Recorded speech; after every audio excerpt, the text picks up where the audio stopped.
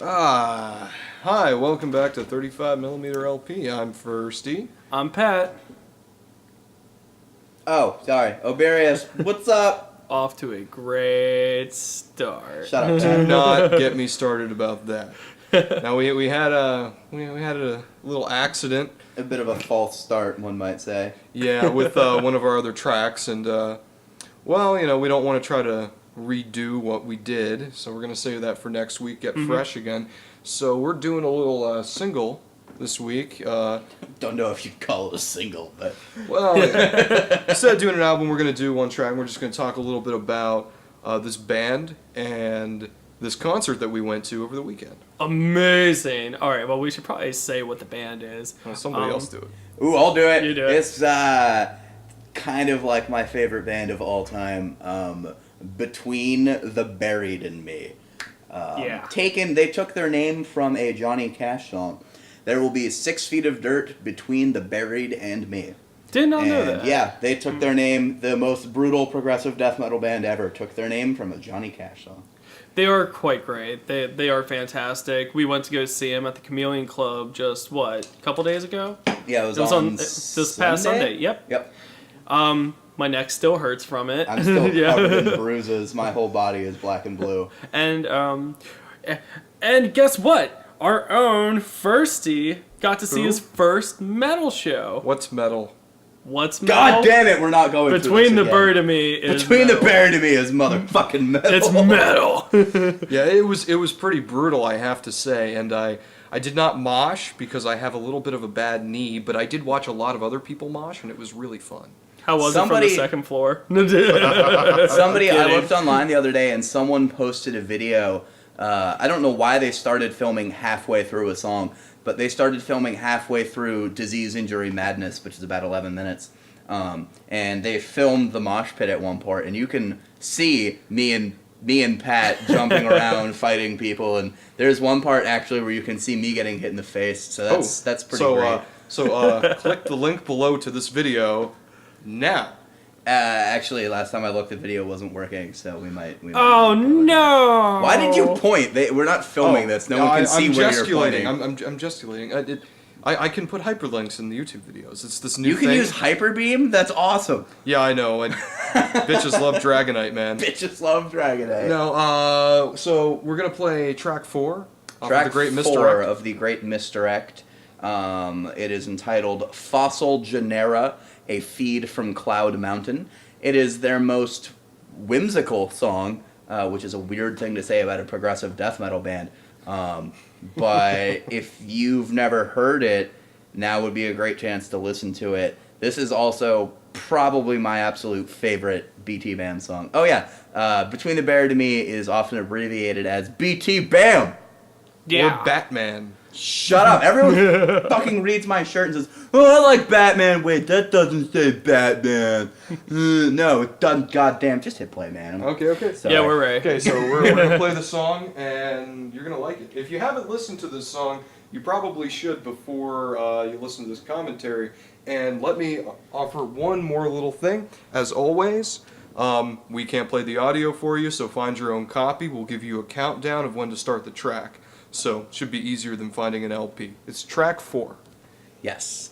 Yeah, if Yes? you don't know anything from BTBAM, their music is extremely complicated and challenging, and it's also amazing. And I feel bad. I haven't shut up. I'll shut up. All right, we counting down. Yeah, we're counting down. All right, 3, 2, 1.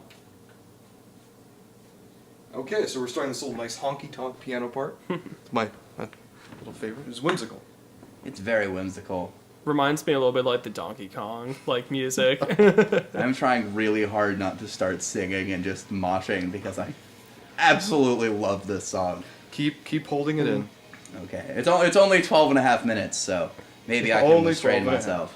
myself. All their songs are extremely long. I guess we should say that. Yeah, They're very... the overwhelming majority. They do very long songs and then little interludes. Like this entire record is only 6 tracks. It's an intro, which is about 2 minutes, a 10-minute song, an 11-minute song, a 12-minute song, then a 4.5-minute ballad, the only ballad they've ever done, and then a 17.5-minute song, which is called Swim to the Moon, and it's mind-shatteringly amazing. Oh, for sure. At least for the beginning of this song, what I really like are the way the vocals sound. Now, this band is known for having great scream vocals. Oh, yeah. But they also can just go right back and forth between the most beautiful ethereal floats right on top of the texture vocals, and that's what they have right here. It just sounds fantastic. Tommy Giles Rogers, has quickly become my favorite frontman. I mean, for those of you who know me, you know my obsession with Iron Maiden. I'm sorry, Bruce Dickinson. I hope you recover from your cancer thing, but I'm starting to like Tommy more. Simply because when we saw them live this past weekend, like Mike said, their transitions are excellent on the studio, but live, it was almost even cleaner. Absolute seamless transitions. I mean, in a 15-minute song, it goes back and forth between clean, progressive stuff and, you know, sweeping ethereal soundscapes and atmospheres to the most crazy, brutal metal bricks you've ever heard. And it's seamless. It's incredible. Somewhere out there, Bruce Dickinson is having like the one tear moment, like the American Indian from the "Do Not Litter" like advertisements from the late '70s. He's just like, "There's something wrong." I just lost a fan. I can feel it. I still love you, Bruce. I'm sorry. Yeah. Quite right. I'm sorry. I'm still freaking out about how absolutely unbelievably good these guys were live. And now it's really funny because Drew, you've liked these guys for a long time, and I've kind of liked them for a little bit. Like you gave me a lot of their stuff like last year. I gave you Colors, which is and I got a hold of some other albums randomly through other people. And Mike, I think, is the newest one to really kind of like the band, or at least see them live. I'm pretty and like fresh. them. Pretty fresh, Pretty fresh. He's that BTBAM version. Not only was that my first metal show, let me rephrase that. Not only was it my first BTBAM show, but it was my first metal show in general. I've been to concerts with mosh pits before, but not like that. Not nearly like as brutal. that. Not Let's nearly put as this into brutal. perspective. That was every bit as brutal as when I saw Lamb of God. And at the end of their concert, we did a Wall of Death to Black Label. And that was one of the most violent, crazy fun experiences of my life. And then basically the entire Between the Bear to Me concert from start to finish was that moment just elongated. And So I got a drawn question out. for you, just because I'm not exactly hip on the lingo.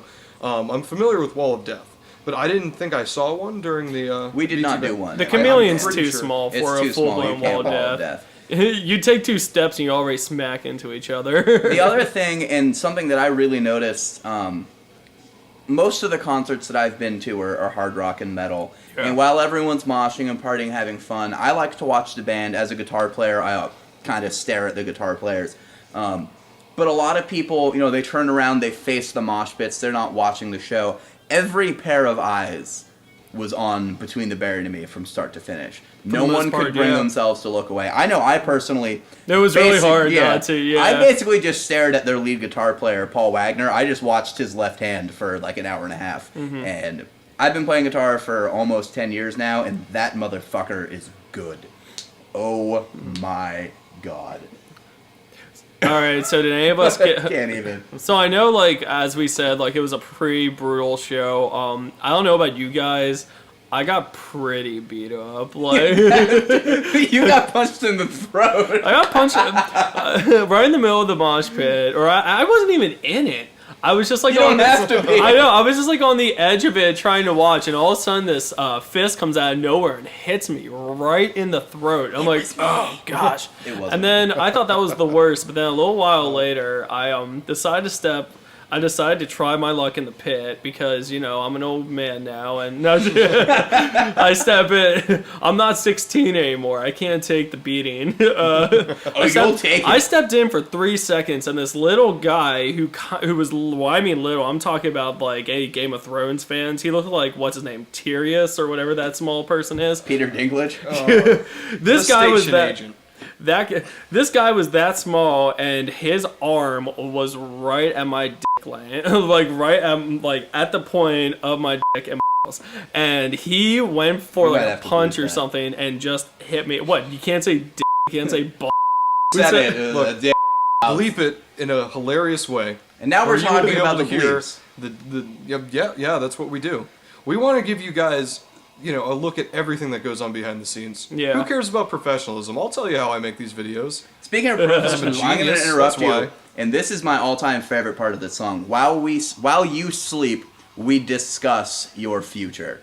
Yeah. With this absolutely nasty, brutal lick in the background, or a riff, I guess, not a lick, that repeats and expands, and then it all leads back. The very beginning part, ba-doom, ba-doom, ba-doom, that part with the whimsical piano, it comes back eventually after a little more madness, and they add the key element to that riff, which is this almost a whistling sounding, high-pitched, circus-esque, creepy sounding melody that completes the song, and it ties everything together. And every time I hear it, I can't help but whistle. So if it happens in a minute, I'm sorry. I'll try that's not cool. to.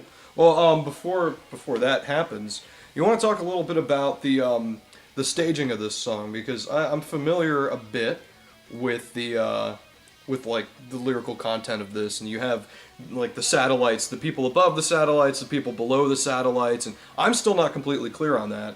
So, I'm.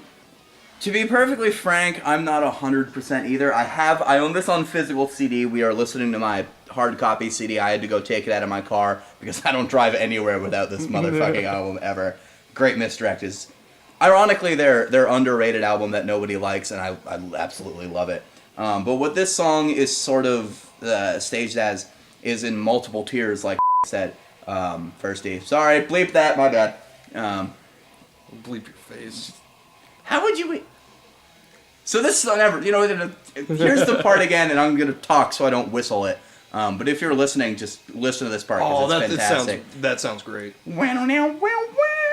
So good.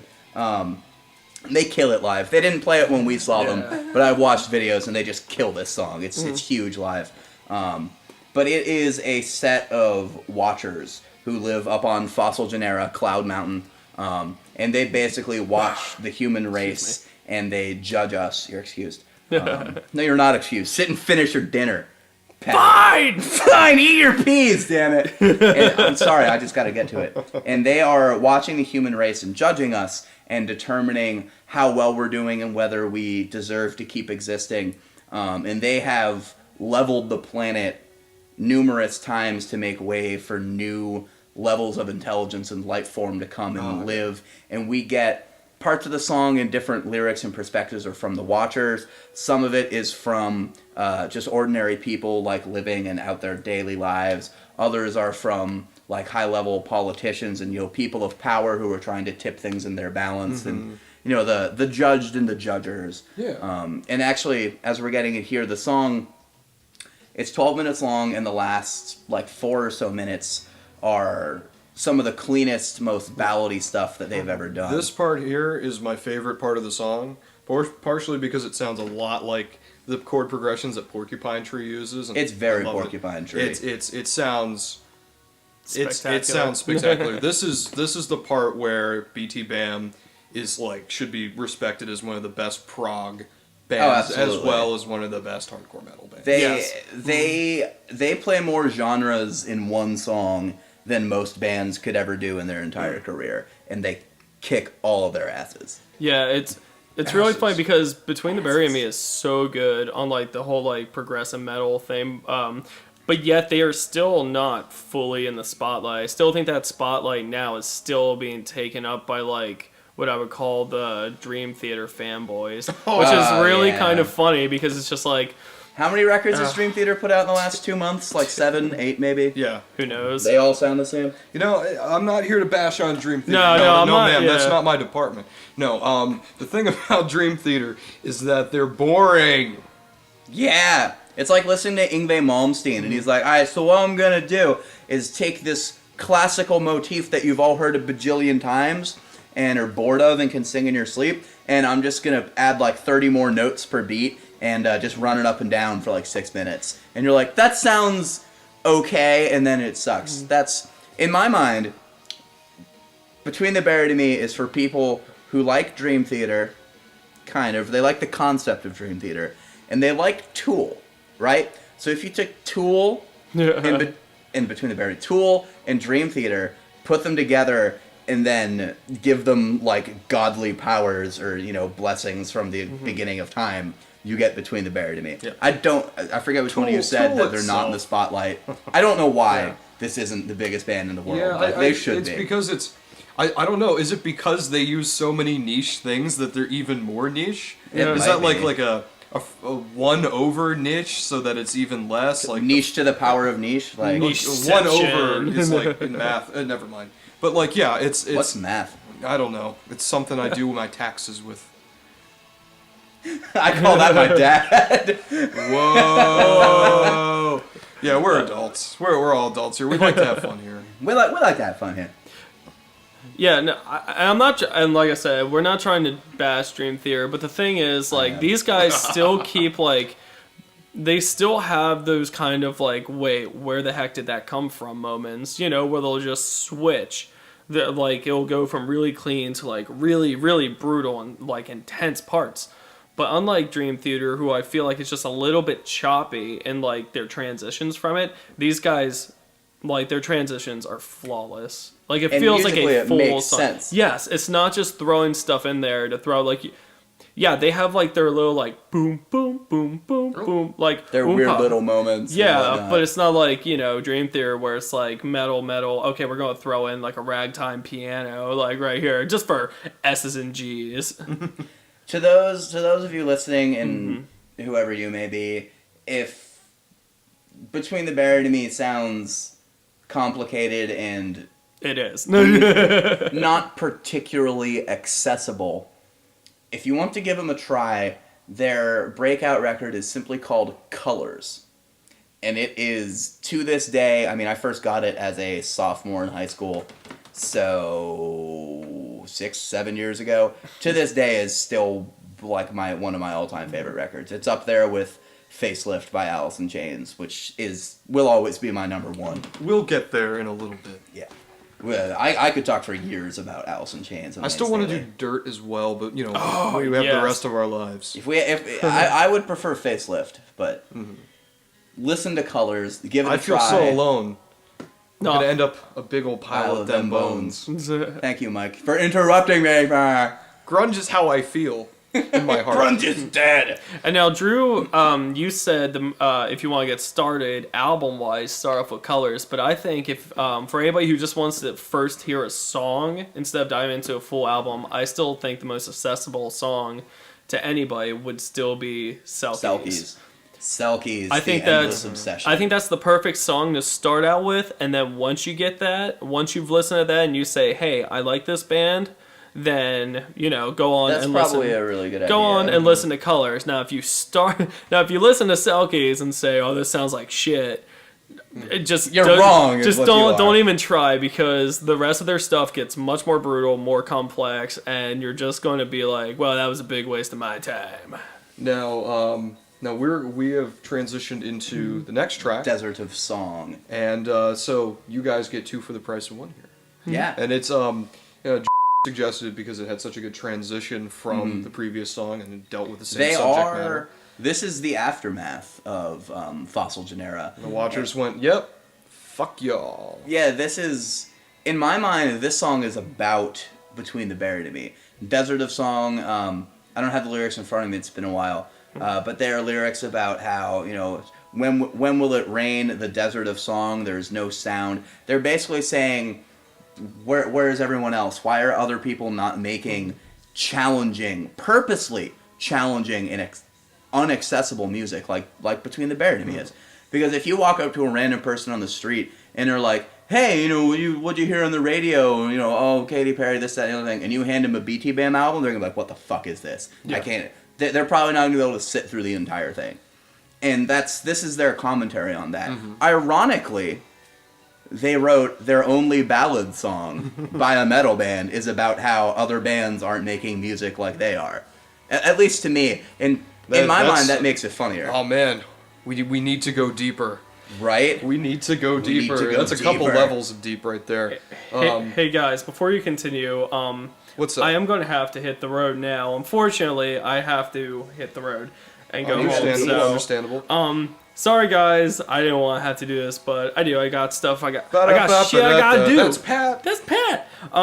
So I'll just say I'm out. I had a really good time, and I hope we can get our full album out this coming week. I think we will. Don't be too paranoid about it. I think we'll make it work. Yeah. Ooh, It's not. okay. What could it be? Foreshadowing? Nah. No, volume 4 wasn't that great. You can't see us wink. If you don't get it now, you don't deserve it. All right. Wow, that felt okay, weird. Sorry, I don't want to Okay, bump into the bye, mic. Pat. Don't bump your into You're the walking microphone. out the door right now. I am. Oh, man. All right. You should commentate that instead. Pat's walking out the door. Oh, he just tripped. It's hilarious. What a jackass. Bye, guys. Okay. Bye, Pat. Oh, we'll finish up Desert a Song for you guys, and Pat will be back. I will be back. Pat will return in the Avengers Part 2. We're not letting Pat come back. Pat will return in Age of Ultron. Bye. This is actually, we just finished it if you're listening along, but that is my favorite guitar solo from Between the Buried and Me. I know people who know BTBAM would say, oh, but what about Selkies? The whole last 2 minutes is just Paul Wagner, 6-string sweeping and shredding it. And yes, it's amazing that he can play that. Can I play it? Fuck no. He's a god. He is unbelievable. But the musicality and the melody and everything. The humans call it emotion. Yes.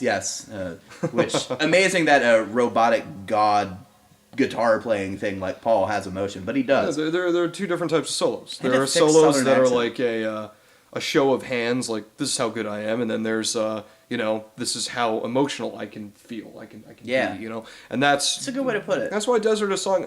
I actually thought Fossil Genera was my favorite. I'm just still getting into it, but I really like Desert a Song. This is the end of Desert of Song. So now might be a good time to wrap up. If we get into the next song, it's 17 minutes. It's going to be all over. Yeah.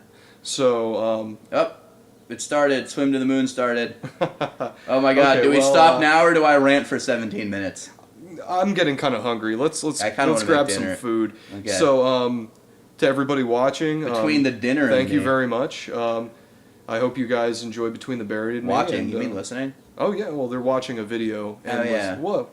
whatever. Anyway, Semantics.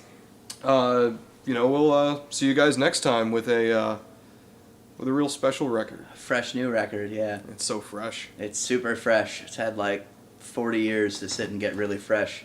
Oh, my back.